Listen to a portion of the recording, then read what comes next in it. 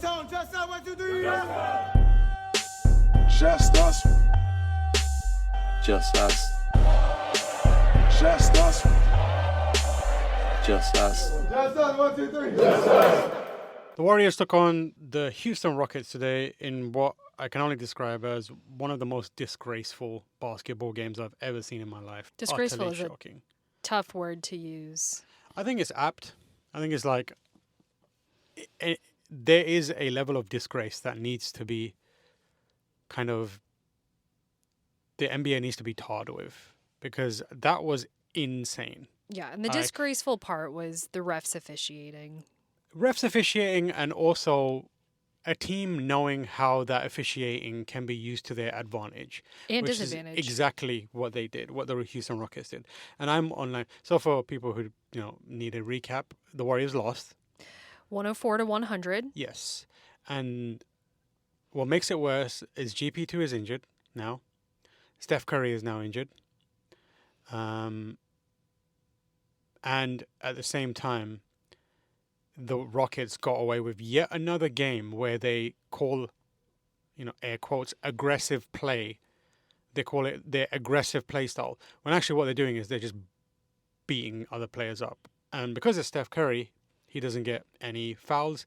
There's a ongoing discussion right now on the internet that I've been keeping an eye on that is baffling there's Rockets fans in there that were like, I don't know how that got called in that way, but yeah, both Şengün and Amen Thompson. The most rancid vibes on that guy. Really bad. I really dislike him. I don't really care about most sports people, but there's a couple that I think that are genuinely probably bad people, and Amen Thompson is definitely one of them. Yep. He got called for a flagrant foul in the second quarter on Will Richard.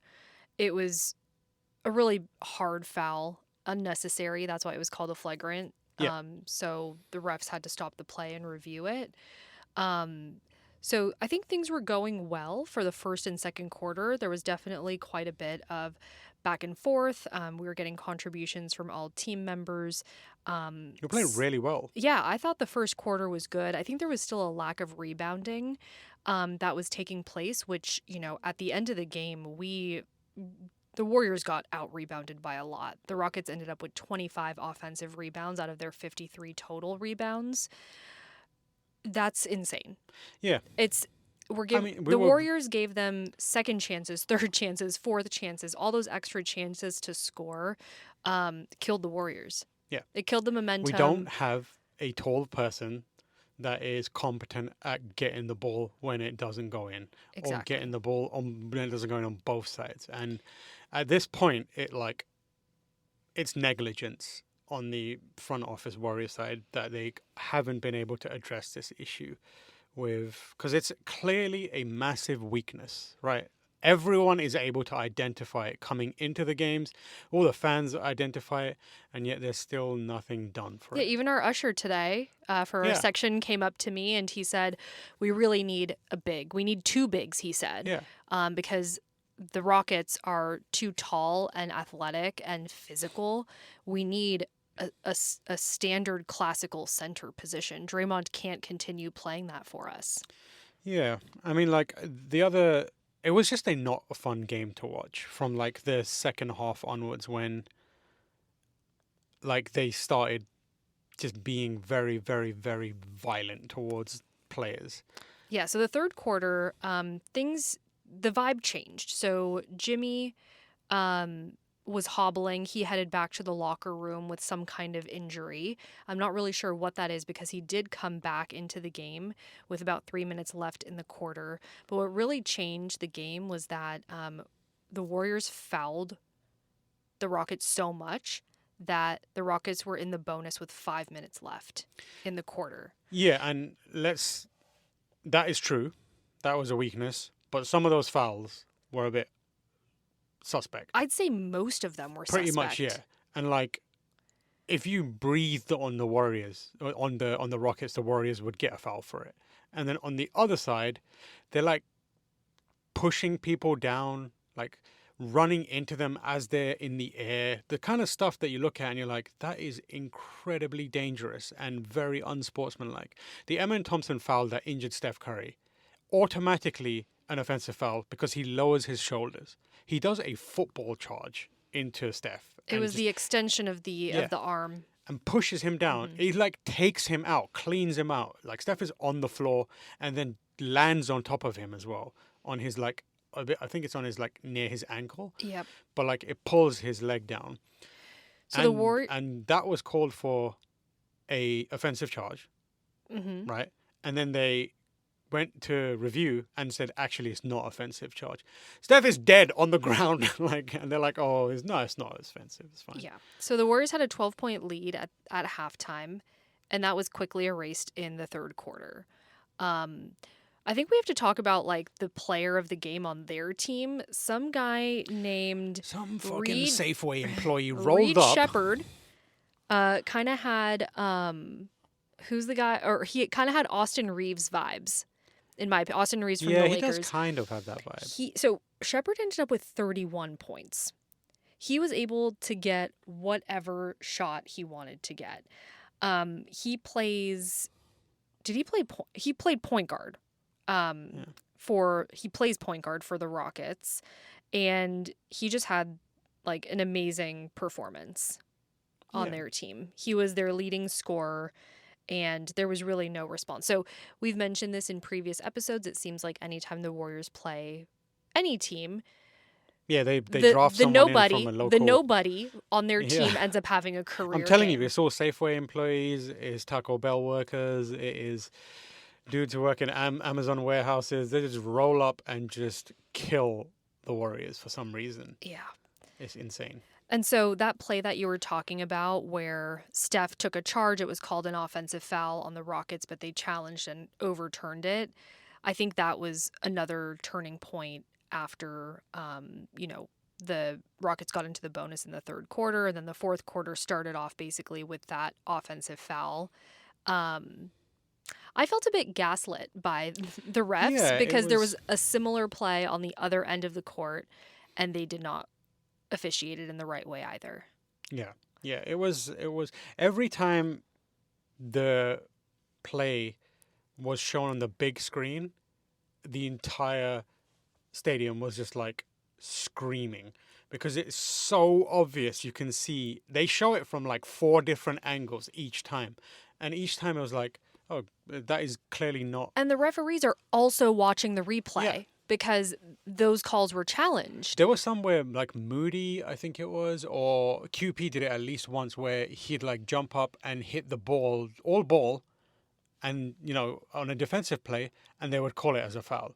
And then they would cut to the replay, and you could see him just like smack the ball out of the hand, and they'd be like, no, that's a foul.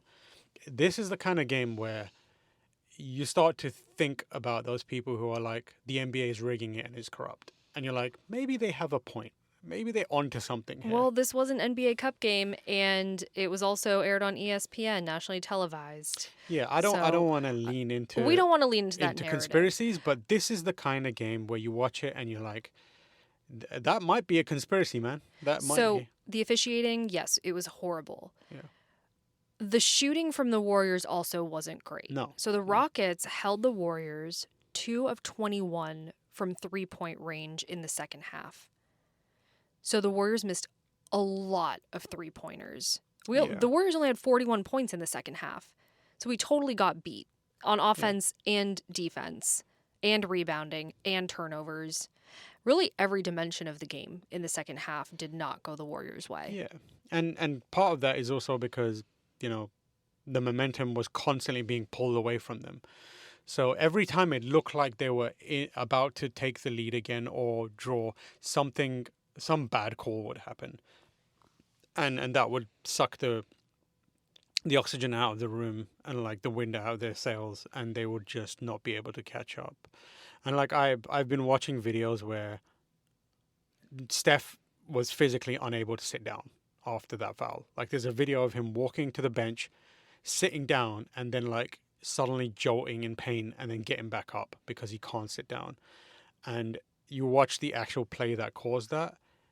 it is you have to be doing it on purpose Yeah. to go that way. And I think that's stuff like that does contribute to the mental part of the game. Like if you're QP or Moody or Will Richard or whatever it may be, and you're playing and repeatedly you're just getting, called for fouls that weren't fouls, at a certain point you start to feel like you can't do anything right. And you start to, it diminishes your ability to play properly. Right. And I think, at the end of the day, we lost the game. Yeah. But I think the more concerning part is not the loss. It is the injuries of Steph Curry, GP2, and potentially Jimmy Butler. So that's what stands out to me from this game is, at this juncture, we can't afford losing key guys on the team. No. And we've definitely lost Steph for a while. I think he's... How long do you think it's going to be? Well, I think quad contusions, if they're mild, they can be between 1 to like 2 weeks. If they're moderate, it can be 2 to 4. And if it's severe, it can be like 6 weeks almost, which is a long time. So it's been confirmed that he's got a quad contusion. They didn't confirm the extent of it. Well, yeah, they won't know the extent until the MRI is conducted, which will probably be tomorrow. And also, they got 2 days off, but even if it's mild, they have to be overly cautious with him. So if it's something that will take 1 week to heal, he's going to be gone for 2 weeks probably, because they can't, they don't want to rush him back to like re-aggravate the injury. But I'm just like flabbergasted with how dirty they can play and get away with it. And I think that team has a real bad vibe. It's like full of wrong-uns. Like, I don't like Amen Thompson, as I've made clear. Ime Udoka is the coach, and he's a wrong-un. He's like a on-record wrong-un. Şengün is just like a very unlikable human being. So they're a team that gets to lean into being shitty. But I don't know whether it's intentional or not, but like we're entering a new age of the NBA where certain players who are superstars, icons, they have limited time left, right? And it's in their interest, the NBA's interest, to ensure that their next generation of who they think is going to be, the poster child or poster children for the league are slowly pushed forward. And that is why I think players like Şengün, players like Amen Thompson, they get away with murder. I think there's a lot of, whether it's intentional or unintentional, I think there's bias there. Yeah, there's a lot of parallels between the Rockets and the Thunder. Yeah. Two very young, athletic teams. Made of jelly, made of spaghetti. Right. Constantly falling over. Yeah. Always at the free throw line. They're taking the easy way out. Yeah. Essentially. Yeah. One more note before we get into boobies and butthole. The Rockets took 99 shot attempts. Yeah. That's a lot. The Warriors had 82. Yeah. So, and I think that was because they got so many of their own rebounds that they got all those second chance points. Yeah. That was just like a surprising stat that stood out to me. I don't like losing. We hate losing. I don't like losing, that. but I'm fine with it. Like, I'll get over it. I get over losses.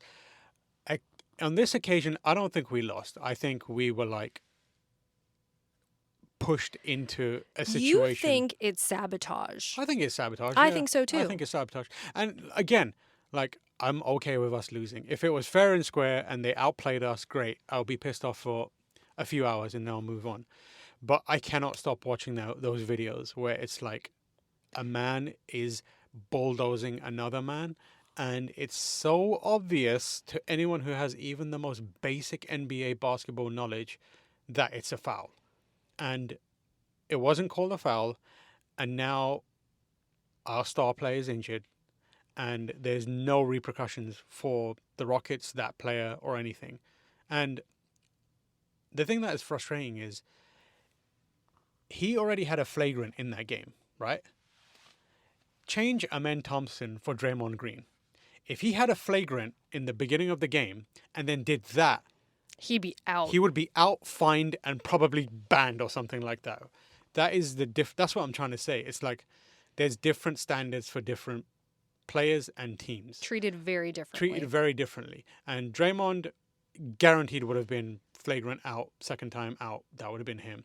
But because it's not him, there are biases at play, and there are clear, obvious balls being dropped.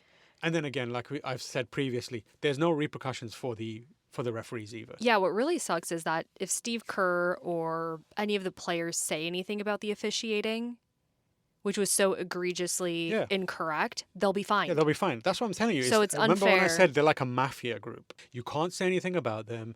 They're like crazy. And that's what everyone calls them online. They're like little terrorists that are like just influencing the game. But I think they're better off as... I think they're closer to being like a mafia group where you cannot even look at them disrespectfully because they'll leave a horse head in your bed. That was a reference to a movie. Don't look at me like that. Well, yeah, you know I don't watch Yeah, movies, I don't watch so movies. I don't understand any references. But anyway, boobies and butthole. What do you think, Tim? Boobies was the game ended at a certain point, which was good. Butthole was the game entire from beginning to end. Oh my goodness. Okay. Like the rest of it was just atrocious. I think the first quarter was good for us, and we came out with they played hard. Like you can at least say that, which is good. But I think that they were just up against far too many odds. The odds were stacked so far against them. And like I said, I would love to just hear Steve Kerr just talk about it like honestly and without, risking having fines and being like reprimanded by He may say he's something. done it before. I mean, he's done it before, yeah. But I don't know. I feel like he's too respectful of people to do it that way. If that was me, I'd be popping off. I'd be broke because I'm constantly paying fines as a coach. But yeah, I think that was a severe loss in so many ways, like multiple ways. It's demoralizing. I don't know how they bounce back from that. The only hope we have now is it's not severe and he's back within like a week or two and Kuminga comes back and he plays like he did when Steph got injured last season. And, plays well out of his mind. And, DeAnthony Melton is on the verge of coming back. He scrimmaged 5-on-5 with Kuminga against the Santa Cruz Warriors. So there are players coming back. I don't know what's going on with Seth. There's some interesting weirdness happening there. What we thought was a guaranteed pickup seems to feel like it's less guaranteed now. I think because the Warriors are in a different position. To begin the season, they thought, we've got a little bit of extra shooting. Seth Curry's perfect for that. Now they're in a situation where they're like, our bigs are useless. One of them's just won't play back-to-backs, can't play back-to-backs. So there might be some discussions happening about, is it smart to spend our cap space on someone who... Well, I would argue yes, because Buddy Hield had, guess how many points today? Zero. 15 minutes, 0. 0 points. Brandon Pajemski. Oh, I can't talk about pods. Oh my gosh. can't. Wait, can I just talk about that as my butthole? Yeah. Let's start there. My butthole for the day. Is Brandon Pajemski. Brandon Pajemski missed 3 critical free throws in a row. In the fourth quarter. Mind you, we lost by 4 points. That really could have been... Mm-hmm. Those could have been the points that helped the Warriors get back into it right at the end. Yeah. So that was really frustrating. Let me go into the boobies. Actually, no, the other butthole was Steph got injured. Yeah, Steph got injured. Actually, that supersedes Pajemski's misses. I just remember, I think I realized why Pajemski is frustrating me so much. He's currently playing exactly like Bronny James. Oh. He's one for one. They're the same player now. Wow. Where they look like they shouldn't be in the NBA right now.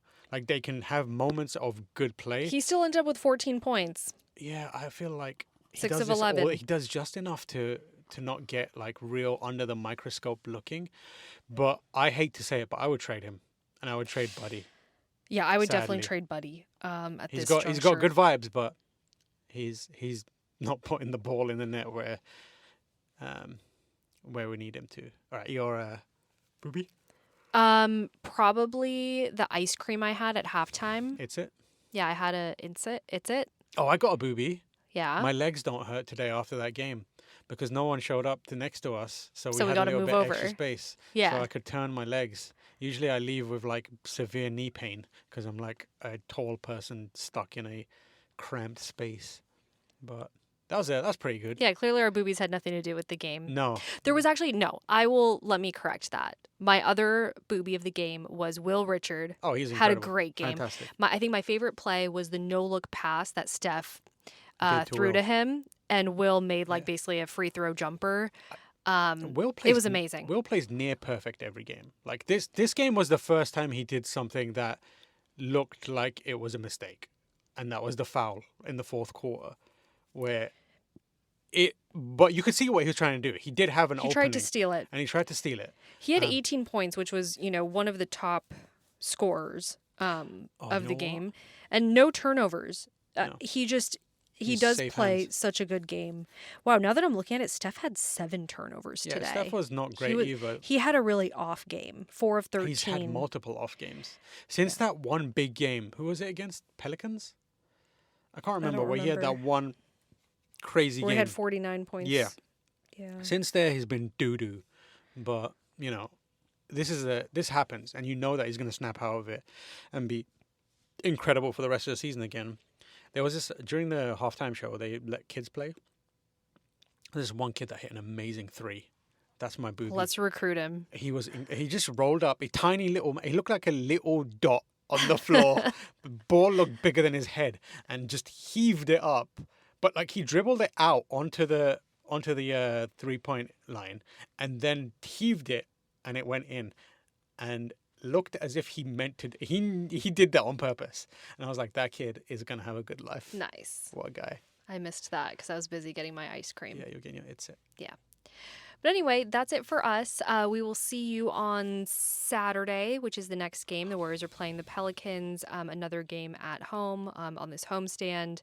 The game's at 5:30 on Saturday. Before we go, what's our current record? We're 10-10, Okay, so we're a 500 team. 500 team. We were a Not 500 great. team for a really long time last season. Yeah, it's getting concerning. I think. Right, I basically said that I wouldn't judge the team too harshly until we're 20 games in, We are 20 games in. and now I'd like to judge the team harshly because Currently, it doesn't feel like this is a team that will make the playoffs. it's not looking good. No. I would be... If this is the route, I don't know if we will make the play-ins, which is kind of rough. It's sad. It's sad, yeah. It is Something sad. has to change, and I'm not sure what it is At this yet. point, I don't think they have much in their toolbox to instigate any sort of meaningful change.